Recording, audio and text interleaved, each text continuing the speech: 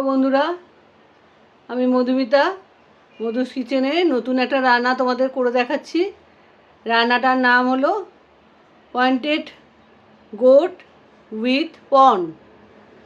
রান্নাটা করতে কী কী লাগবে: আদা, রসুন আর কাঁচা লঙ্কা বাটা, টমেটো কুচি, টক দই, পটলের ভেতরে যে দানাগুলো ছিল সেই দানা, পেঁয়াজ কুচি, দুটো বড় পেঁয়াজ কুচিয়ে নিয়েছি, ধনেপাতা, চিংড়ি মাছ, সর্ষের তেল। রান্নাটা সর্ষের তেলে হবে। আর নুন, হলুদ, জিরে, ধনে গুঁড়ো এগুলো লাগবে। রান্নাটা তাহলে আরম্ভ করি। এবার আমি ইন্ডাকশানটা জ্বালিয়ে নিচ্ছি।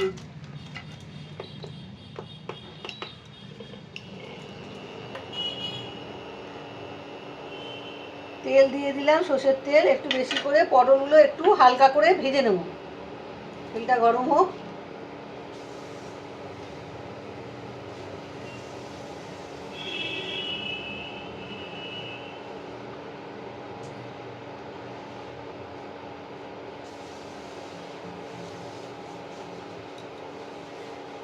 পটলে নুন হলুদ কিচ্ছু মাখাইনি, শুধু পটলের ভেতর থেকে দানাগুলো বের করে নিয়েছি। পটলটাকে হালকা করে ভেজে নিতে হবে।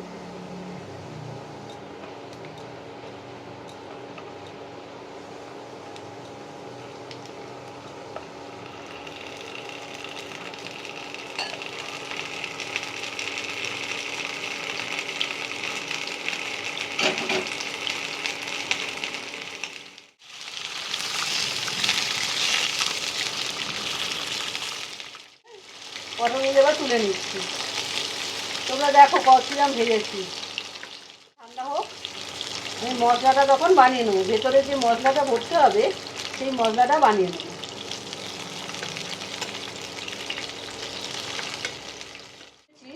পেঁয়াজ কুচিটা কিছুটা দিয়ে দিলাম, আন্দাজ মতো। একটার মতো পেঁয়াজ দিয়ে দেবো।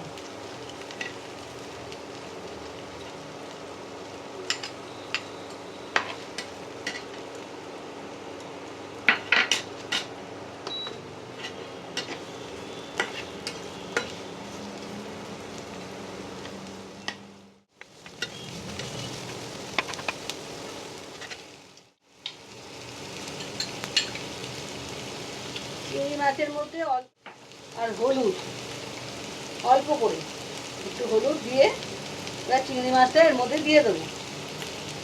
এই নুন হলুদ দিয়েছি, নুন হলুদ মাখিয়ে নিচ্ছি।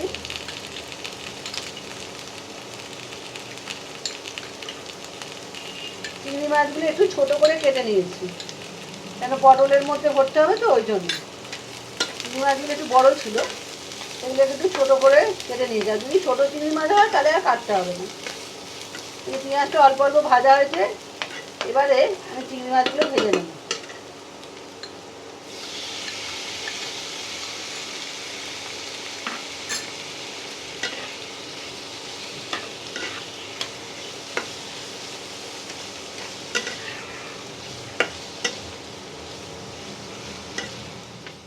ছাড়িয়ে রেখেছি, এবার পটলের দানাগুলো চিংড়ি মাছটা ভাজা হলে দিয়ে দেবো। লাল লাল হয়ে গেছে, অল্প ভাজা হয়ে গেছে, আরও কষতে হবে তো, এখন আর ভাজা যাবে না। এবারে পটলের দানাগুলো দিয়ে দিচ্ছি, ভেঙে ভেঙে দিয়ে দিচ্ছি।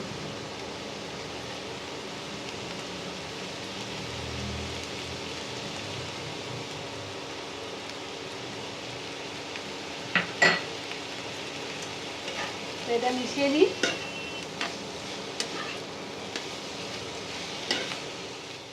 মশলাটা তৈরি হয়ে গেছে, এবার মশলাটাকে নামিয়ে দেবো। নামিয়ে ঠান্ডা করে পটলের মধ্যে ভরে নেব। বুঝতে পারছো মশলাটা তৈরি হয়ে গেছে, কুকটা। এবার এটা একটু ঠান্ডা হোক, ঠান্ডা করে আমি পটলের মধ্যে ভরবো। ঠিক আছে, এই যে মশলাটাকে আমি সব পটলের মধ্যে ভরে নিয়েছি। দুটো পটল রেখেছি তোমাদের দেখাবো বলে।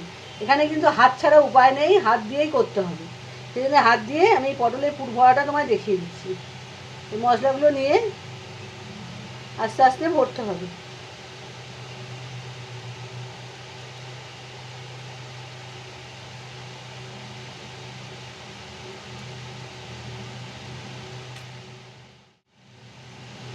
হাতটা ভালো করে ধুয়ে নিয়ে তারপরে পটলের এটা মশলাগুলো পটলের মধ্যে ভরবে।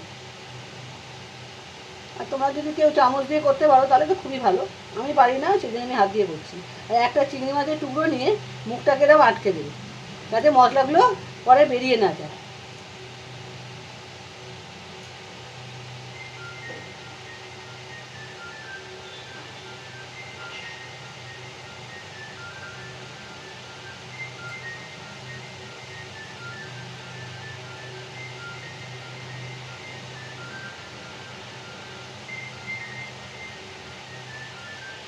এই যে ভর্তি হয়ে গেল। এবারে একটা চিংড়ি মাছের টুকরো নিয়ে মুখের কাছে আটকে দেবে, যাতে এটা মশলাটা বেরিয়ে না যায়। এইভাবে আমি প্রতিটা পটল মুখটা সিল করে দিয়েছি, এই মশলাটা বেঁচে গেল। আবার কিছু পটল দিয়ে হয়ে যাবে। চালু করে দিলাম, সব পটলে পুর ভরা হয়ে গেছে। এবার আমি তেল দিচ্ছি, 1 চামচ মতো তেল দিলাম।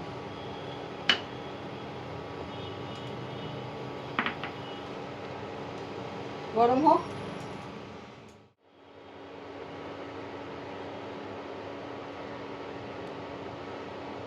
পেঁয়াজের কুচিগুলো এবার দিয়ে দিলাম।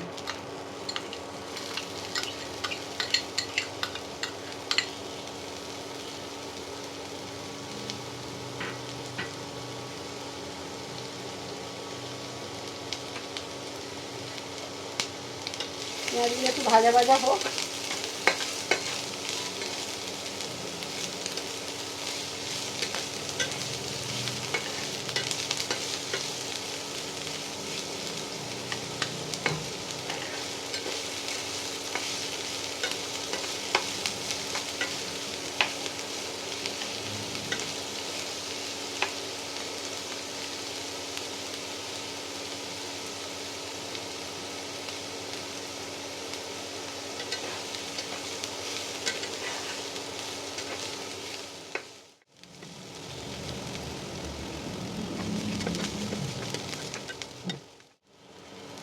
আর একটু ভাজা হোক, তারপরে আদা রসুন আর কাঁচা লঙ্কার পেস্টটা দেবো। আর একটু ভাজা হবে, কোনো কাঁচা গন্ধটা যায়নি।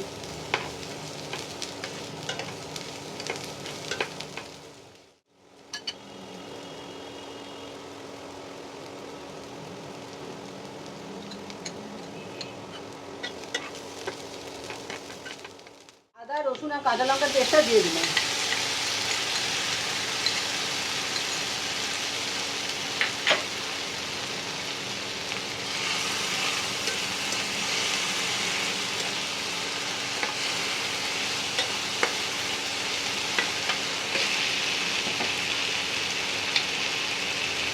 স্বাদ মতো নুন দিয়ে দিলাম।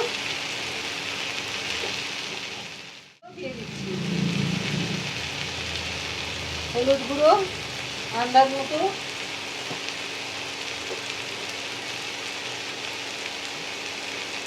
ধনের গুঁড়ো 1 চা চামচ,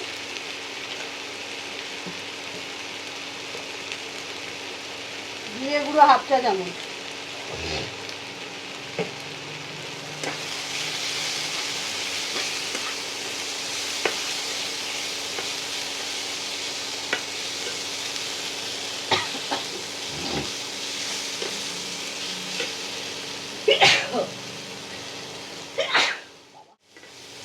জিরে ধনা দেওয়া হয়ে গেছে। এবারে একটু কাশ্মীরি লঙ্কার গুঁড়ো দেবো।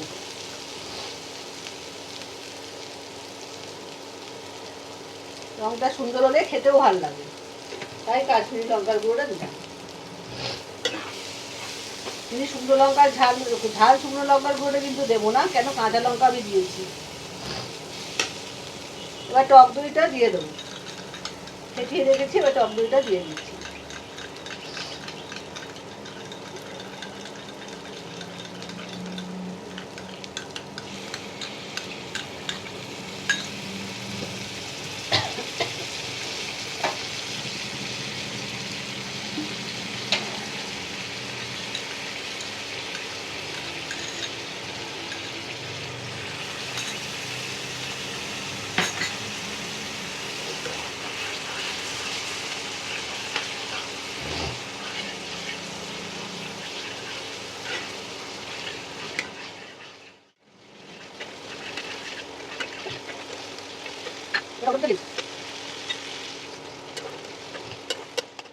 মশলা দিয়ে তেল ছেড়ে দিয়েছি, এইবার জল দেব।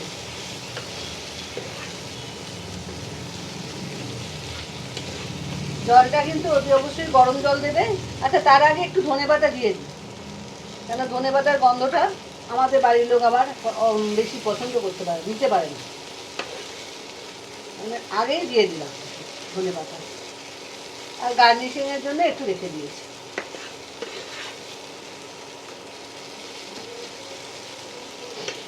দেখো তেলটা ছেড়ে দিয়েছে মশলা থেকে। এবার গরম জলটা দিয়ে দিচ্ছি।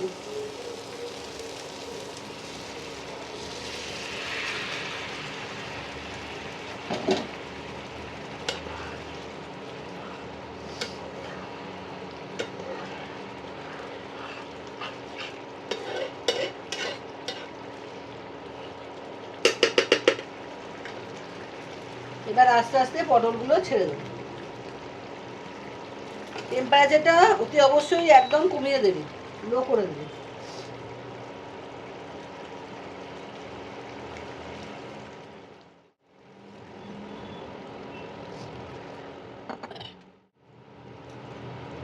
একটু ঢাকা দিই, ঢাকা দিয়ে 10 মিনিট বাদে তোমাদের আবার দেখাচ্ছি। 10 মিনিট হয়ে গেছে, এবারে ঢাকাটা খুলি। দেখো পটল নরম হয়ে গেছে, মাখা মাখা হয়ে গেছে, আর পটলটাও নরম হয়ে গেছে।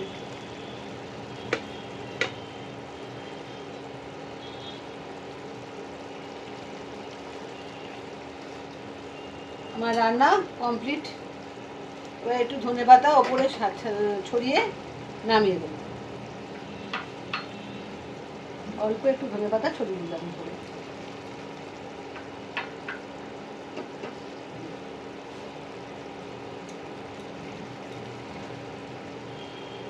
ব্যাস, এবার বলে ঢেলে তোমাদের দেখাচ্ছি কিরম হলো।